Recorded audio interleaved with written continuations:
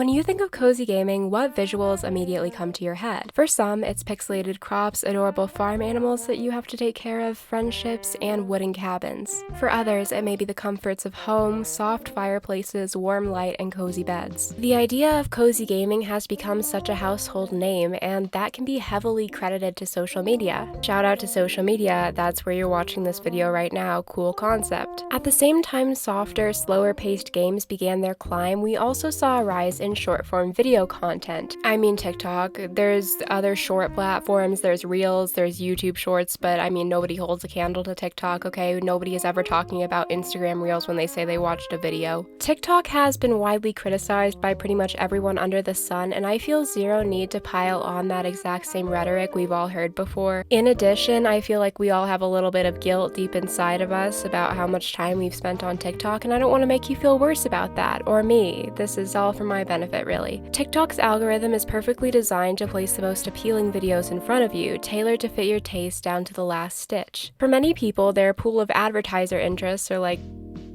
personality traits, I think they're called sometimes, grew into a flourishing farmland after cozy gaming entered their screens. The two combined together make an aesthetic masterpiece, a beautiful visual experience when you're scrolling through TikTok and see a perfectly oriented desk filled with Stardew Valley and Story of Seasons merchandise. So what happens when relaxation meets a fast-paced, perfection-oriented viewing style?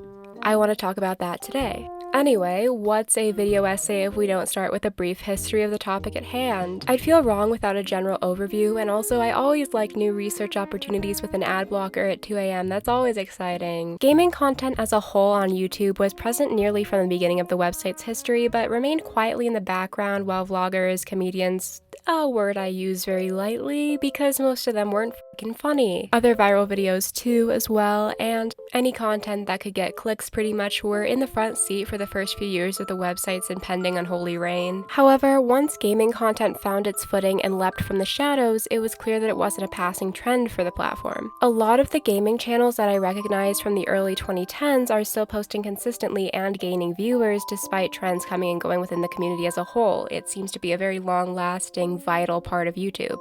Gaming content in this era specifically, and even now, focused heavily on strategy games and sandbox games as a show of skill or creativity. I kind of like to compare the beginning of YouTube to the current stages of Twitch, or the beginning of Twitch now. I guess it's moving on a little bit more, but you see that same need for a new, exciting idea in order to get you to the top. That idea usually had to put you apart from somebody else, meaning you had to be either really good or really creative to get any kind of spotlight on you. Huge, never-before-seen scores, exciting ideas, and new creative builds that were more impressive than anybody had ever seen were thumbnail fodder. Full Let's Plays, such as every series that Markiplier has ever done in his life, were also popular if you were Markiplier, but anybody else, you kinda had to get lucky. I've never been a Markiplier stan, but damn, he can do shit. I will tell you that for sure. I've seen it from the sidelines, and I respect it. This need to keep your content fresh and better than the last person who worked with the same limitations and software as you did remained ever competitive, shifting the spotlight back and forth as people fought for the newest, freshest idea. And for a lot of people, that seemed more easily accomplished by shooter-type games or intricate challenges, any kind of game that was usually heralded as some kind of pro-advanced game. TLDR, cozy games weren't really paid any attention to, or wait, did they exist?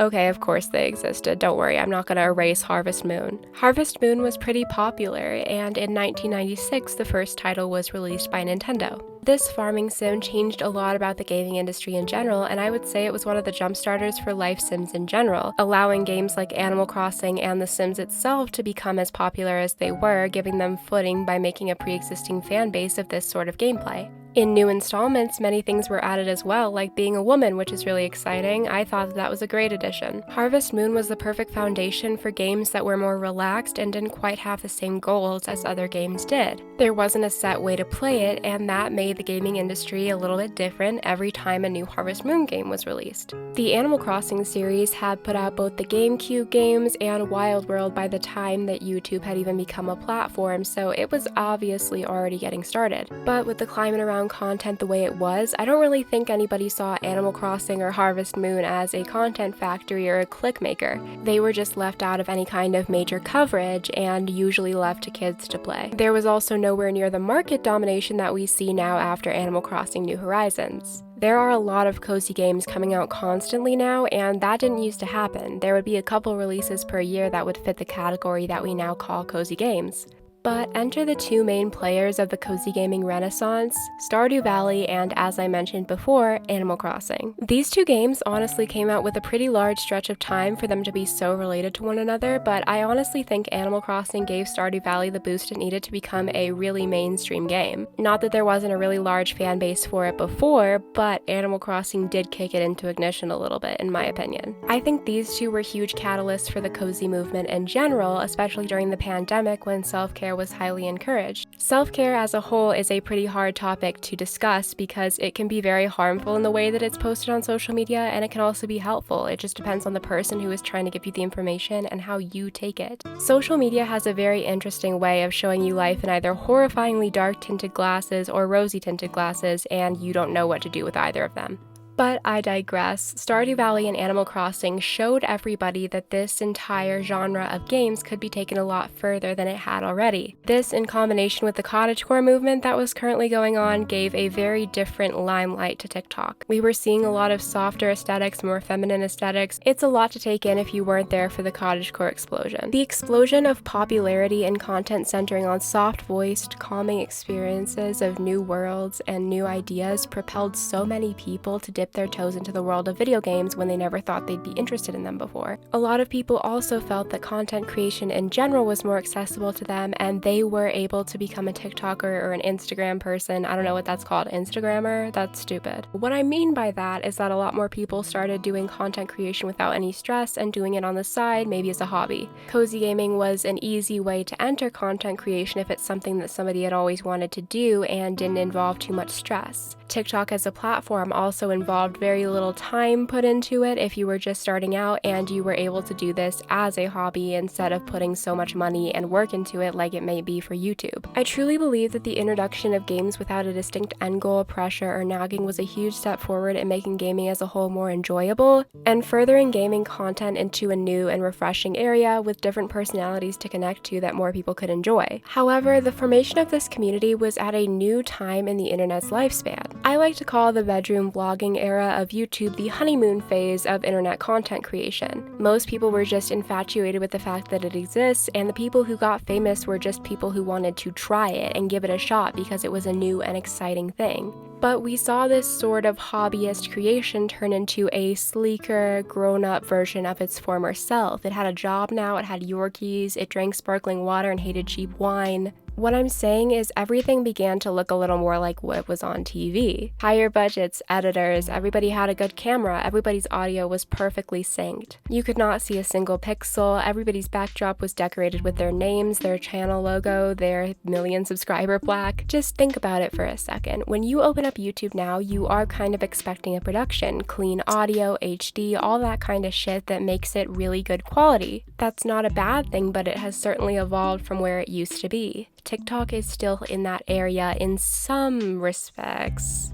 but a lot of people figured out how to profit from it very quickly, which is very different from what we saw with YouTube. Brands and celebrities could immediately see it as a way to make money, considering content creation had been monetized for so long then, and were immediately able to invest high-quality production costs into it. TikTok didn't get to have that period of figuring things out as much. And we see people start to enter the sphere thinking they need perfection. I feel like cozy gaming and ethereal cottagecore style content was really affected by this. If you weren't perfect with your content, you weren't seen as a standard for these sort of videos. Cozy gaming ended up leeching off of a lot of that and having to figure out where they stood in the terms of content creation. When you see a TikTok about a game, you're usually about to view a Switch adorned perfectly in skins, a clean desk, an expensive monitor, manicured hands, and the newest, most exciting game. You click on an Instagram photo of somebody's setup and there's not a single out-of-place item, a stray drink, a cheap item. It looks as if the house has never been lived in.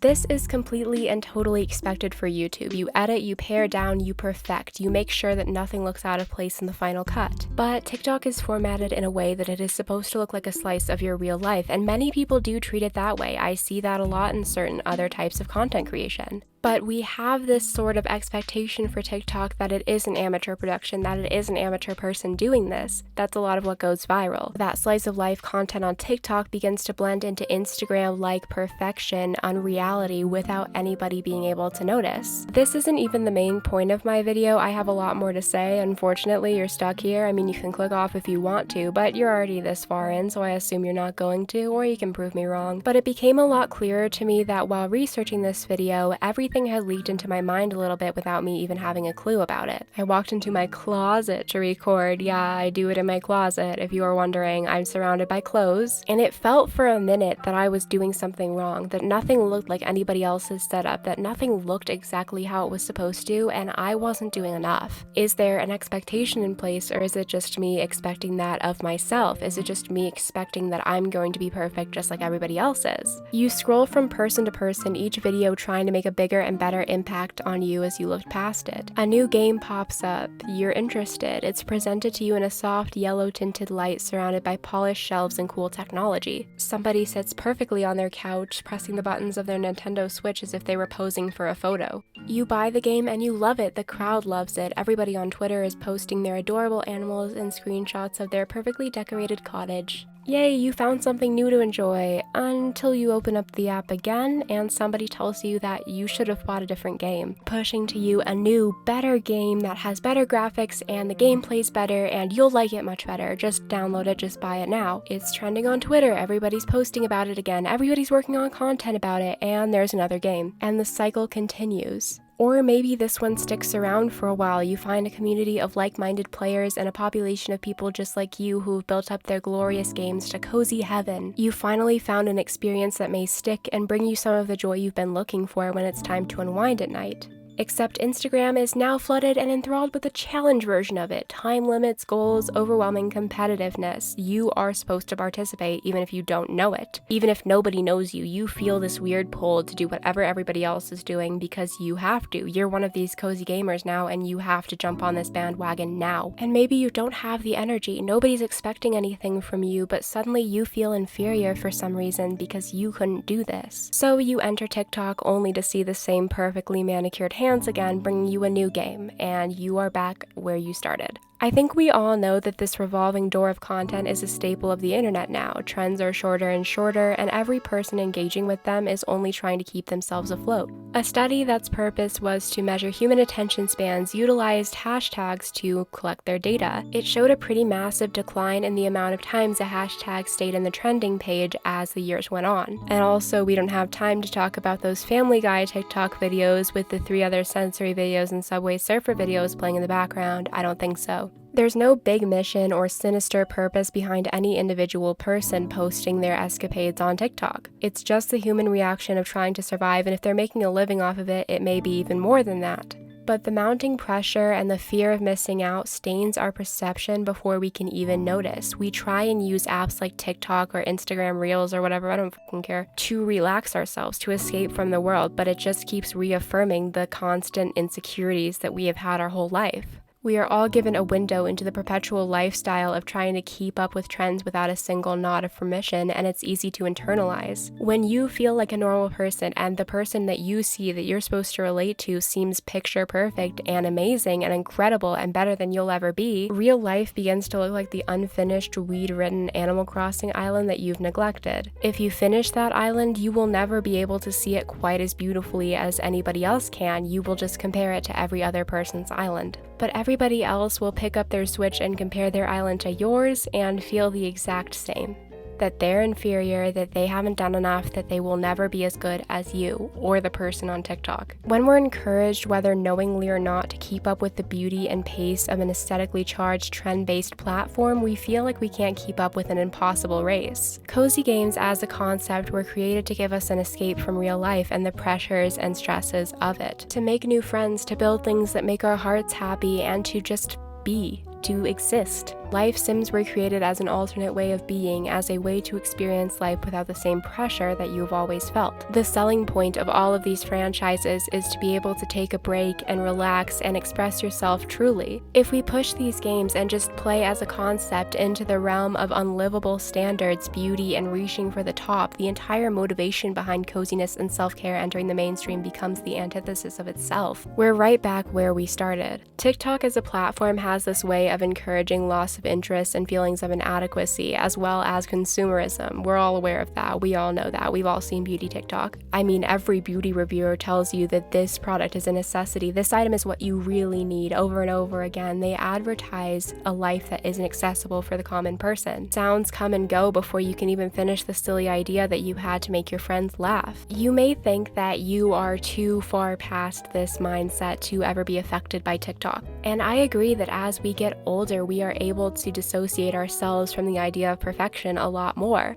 But it's not completely gone, and the teenager inside of you still picks up on all of that. We never truly grow out of our insecurities, we just learn how to deal with them. And a flood of content that reaffirms our bad feelings cannot be helpful. It reminds me a lot of seasonal depression in a way. Everybody thinks the sunlight has no effect on them until it suddenly comes back and you feel a lot better. The vitamin D was missing. Once you stop comparing yourself and stop being given content to compare yourself to, you start realizing that maybe it could be affecting you. TikTok isn't a bad thing inherently, okay? It never is. I want you to stop feeling guilty for spending time on TikTok because A, it is pushed on us a lot, and B, nobody knows how you feel and how you react to it. It can be unhealthy for a lot of people, but that doesn't mean it's unhealthy for everybody or the content you've been given is unhealthy for you. It is seen as an overarching bad idea, however, there is a lot of good, and a lot of good can be done via TikTok. But that's why I wanted to take the time to talk about it, because I think once we can separate the good and the bad, it becomes a lot easier to view what we're viewing a bit more critically.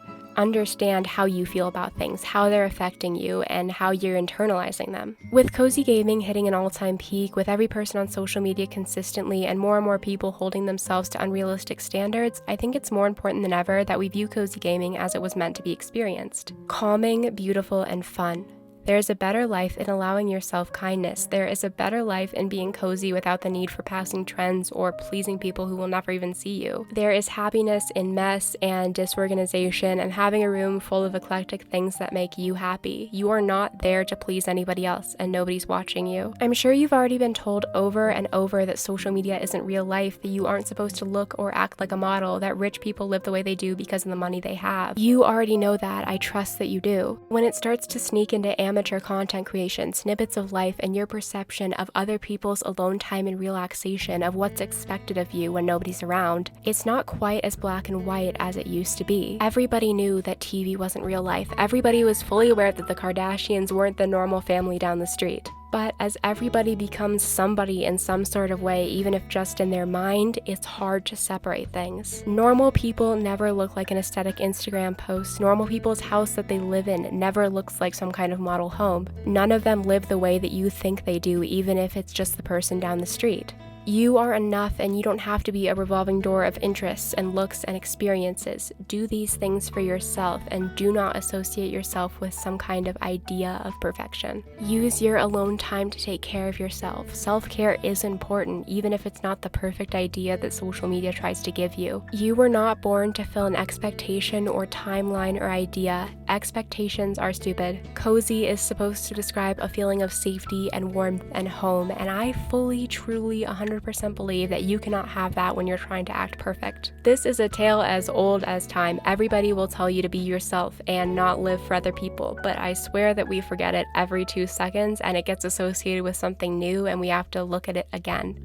Cozy needs to be achieved for you and your happiness, and I hope that you're doing that, and I hope that you know that you're enough as a human being. We are at a point in time where we will see TikTok's entire lifespan in our lives. We've learned from other social media platforms, even YouTube in certain ways, that nothing lasts forever, and all of this will be left behind at some point. The trends that you see won't matter, the mistakes you make won't matter in the long run, because this will all go away at some point. The internet is forever, but it's constantly being painted over and stamped on with new ideas, making the old ones buried.